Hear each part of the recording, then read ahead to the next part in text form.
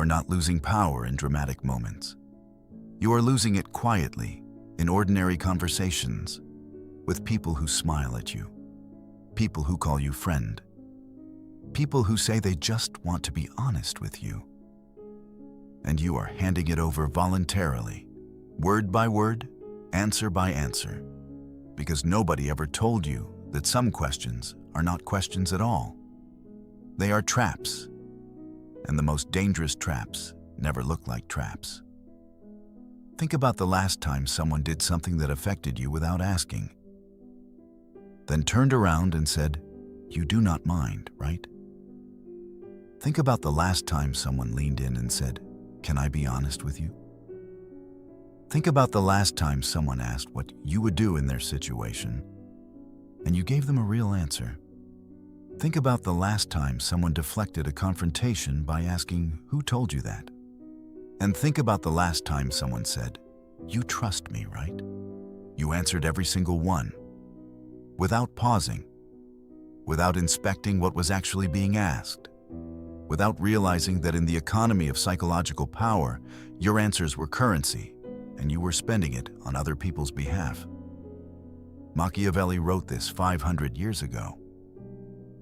Men are so simple and so ready to obey present necessities that one who deceives will always find those who allow themselves to be deceived. 500 years. Nothing has changed. The tools are different. The traps are the same. This is not about becoming paranoid. This is about understanding that in every social interaction, there is a hidden architecture of power being negotiated. And most people participate in that negotiation without knowing the rules. They react automatically. They answer reflexively. They comply by habit.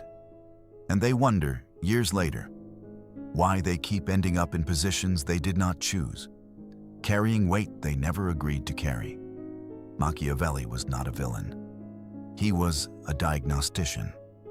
When he served the Florentine Republic in the early 1500s, he watched intelligent men lose everything, not because they were outfought, but because they were outmaneuvered in the invisible game of positioning that runs beneath every human relationship. He called what he documented effectual truth. The world as it is, not as people wish it were. Here is the effectual truth about social interaction. Language is not just communication. It is a system of positioning and control. Some questions seek information. Other questions transfer something. They transfer responsibility, liability, and psychological leverage from the person asking to the person answering. The transfer happens so smoothly that most people do not feel it until it is already done. There are two categories of people operating in every room: the ones who ask strategically, and the ones who answer automatically. Machiavelli described this asymmetry with devastating clarity. The lion cannot protect himself from traps, and the fox cannot defend himself from wolves. One must therefore be a fox to recognize traps and a lion to frighten wolves. Most people are taught to be cooperative, agreeable, and transparent. That conditioning is the foundation of every trap on this list. In The Prince, Machiavelli wrote that people judge by their eyes more than their hands. Everyone can see what you appear to be. Very few experience what you actually are. The 5 questions in this video are not dangerous because of what they appear to ask. They are dangerous because of the social force that makes refusal feel impossible. The force is the cost of not answering, the discomfort of silence, the implication that refusal signals suspicion. He wrote, "It is much safer to be feared than loved, if one of the two has to be wanting." What he meant was not that fear is better than love. He meant that love depends on others choosing to give it. Respect, you build yourself through positions that hold under pressure, through answers that are chosen, not reflexive. Question 1. You do not mind, right? This question is retroactive consent manufacturing. The action has already happened. The decision has already been made. The question is not asking for your permission. It is asking you to co-sign something you had no hand in creating. A coworker signs you up for weekend coverage. A family member offers your apartment for a gathering. A friend tells a personal story about you in public. And after all of it, they smile and say, "You do not mind, right?" The trap is engineered so that any honest answer costs more than saying you are fine. Say you mind, and you are the difficult one, the person who cannot let small things go. The burden has shifted. If you absorb the violation silently, you teach that person one thing: act first, seek consent never, because this person will always sign off. Machiavelli wrote that benefits should be distributed little by little, so that each one is fully felt. What this person is doing is extracting your cooperation little by little, conditioning you to give more each time. Every retroactive yes is a deposit in their account and a withdrawal from your positional integrity. The counter is not anger. Say, "I would have needed you to ask me first." No explosion, just a clean line stated once. The moment you stop automatically signing off on things you did not choose, people stop treating you as a resource they can allocate. That shift comes from one honest answer, held steady under the social pressure to take it back. Question 2. Can I be honest with you? This question does not come after a violation. It comes before one. You are building something, and someone leans in and says, "Can I be honest with you for a second?" You say yes. Because what kind of person refuses honesty? And in that moment, you have handed someone a permission slip to say whatever they want while wrapping it inside the most unchallengeable word in the English language. Once they have your agreement to receive their honesty, they can say almost anything. You cannot push back without looking defensive. What follows is almost never honesty. It is their doubt, their projection, one person's fear dressed in the costume of concern. I am not sure you are ready for that. I think you are biting off more than you can chew. And because they called it honesty, you absorb it. You second-guess yourself right when you had built enough momentum to move. Real honesty does not need a runway.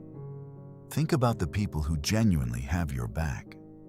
When they have something hard to say, do they lead with, "Can I be honest with you?" No, they just say it.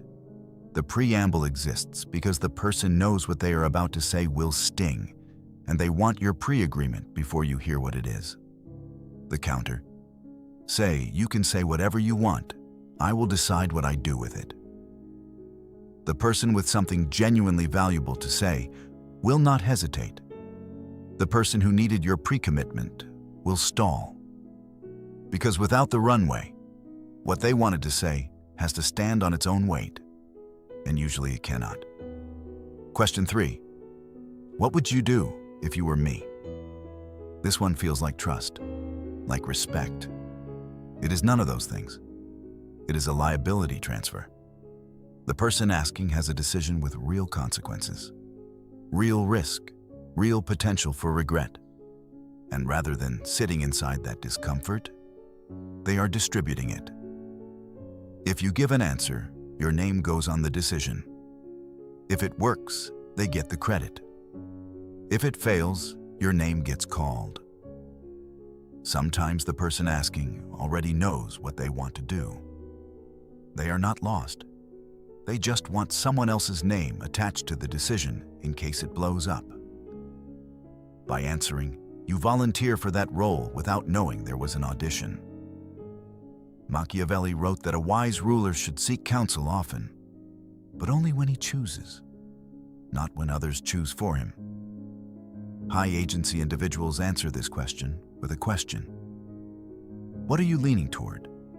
What does your gut say? You can help someone think more clearly without putting your name on their conclusion. Your judgment about other people's lives is safest in the only place no one can hold it against you. inside your own head. Question 4. Who told you that? You have found out something real. A colleague who presents your ideas as their own in rooms you are not in. Someone who lied to you, and you have the information to prove it. You bring it to the table, and instead of addressing what you just said, they ask, "Who told you that?" 4 words. The entire conversation tilts. You are no longer talking about what they did. You are explaining your sources. You are on the defensive about how you know, while the thing you know sits unexamined on the table. If you give a name, you betrayed the person who trusted you, and you handed the guilty party a target to discredit or cut off from you. The flow of information stops. The next time this person does something worth knowing, no one tells you, because the last person who did paid for it. Machiavelli wrote that the prince who does not know how to use information properly will not know how to protect himself. Information is power. Protected information is leverage. The moment you expose your sources under pressure, you destroy your future access to truth. Hold the frame. Say, "That is not what we are discussing. What matters is whether what I said is accurate." Then stop. Do not fill the silence. Do not give up a single name. The people who tell you the truth are rare. Guard them. Question 5. You trust me, right? This is the root. This is the engine underneath the other 4. Someone looks at you, usually right before they are about to ask for something significant, and says with apparent warmth, "You trust me, right?" Everything in you wants to say yes. Saying no feels like an accusation. It feels like you are the suspicious one, the person who cannot open up. So you say it. "Of course I trust you." And the gates open, all of them at once. Because once those words leave your mouth, you have made a declaration. And that declaration becomes a leash. Every time you try to question something, every time something feels off, every time you want to draw a line, the declaration comes back at you. You said you trusted me. Why are you questioning me? Your own words become the instrument of your own constraint. The blank check gets filled in at amounts you never intended to authorize. Machiavelli wrote in the Discourses, "Wise men say, and not without reason, that whoever wishes to foresee the future must consult the past, for human events ever resemble those of preceding times." This pattern is not new. Someone needs your pre-committed trust because their behavior has not been sufficient to build it through action.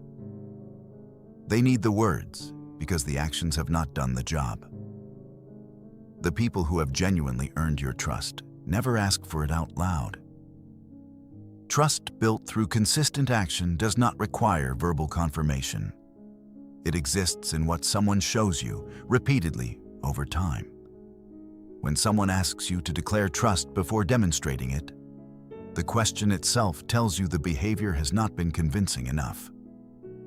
The counter. Do not say yes. Do not say no. Say, "I pay attention to what people do over time." The person who is actually trustworthy will respect that. They do not need the words, but the person who needed the declaration will push. And in that pressure, you will see exactly why they needed it so badly.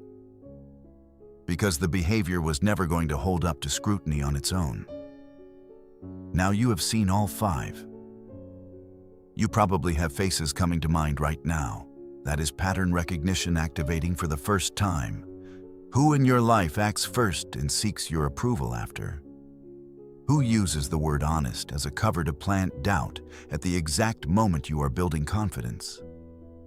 Who keeps bringing you their decisions, but somehow the aftermath becomes partly yours? Who deflects every confrontation by turning the conversation toward how you found out? Who keeps asking you to verbally confirm trust because their actions alone have never quite been sufficient? These are not random behaviors. These are strategies. And strategies only keep working as long as they produce results. They produce results because you answer. The defense is one discipline. The pause, a single beat of silence between someone asking and you answering. In that pause, one question. What is this actually asking of me? Is this asking me to retroactively approve something I did not choose? Is this inviting me to receive criticism under the cover of honesty? Is this asking me to take ownership of someone else's decision? Is this asking me to expose someone who trusted me? Is this asking me to pre-authorize behavior that has not happened yet? Once you can name what is happening, you can choose. Not react, choose. This is what self-mastery actually looks like.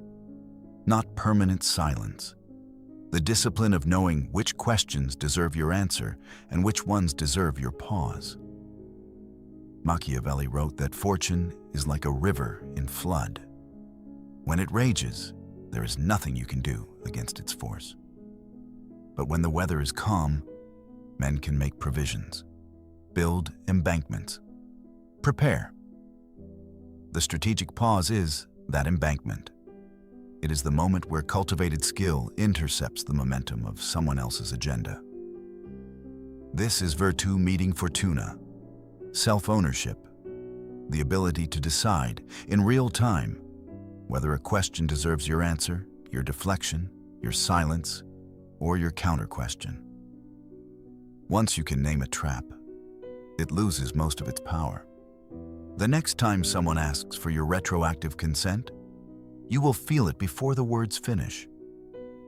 The next time someone uses honesty to launch doubt at you, you will hear the mechanism before the payload lands. The next time someone tries to migrate their decision onto your shoulders, you will sidestep it. The next time a source-hunting deflection arrives, you will hold the frame. And the next time someone asks you to declare your trust out loud, you will hand them something more valuable than a declaration. You will hand them a standard. When your trust must be demonstrated before it is declared, it becomes real. When your compliance requires actual consent, it becomes meaningful. When your name only appears on decisions you actually made, it retains its value. This is not distrust. This is emotional intelligence without the soft edges. This is boundary setting built into the structure of how you communicate. This is dark psychology brought into the daylight, not to harm others, but to stop others from quietly harvesting you. The game is already being played. The only question is whether you are playing it consciously or being played without knowing the rules. Control your responses, and you control your position. Control your position, and you control the game. Now you know the rules.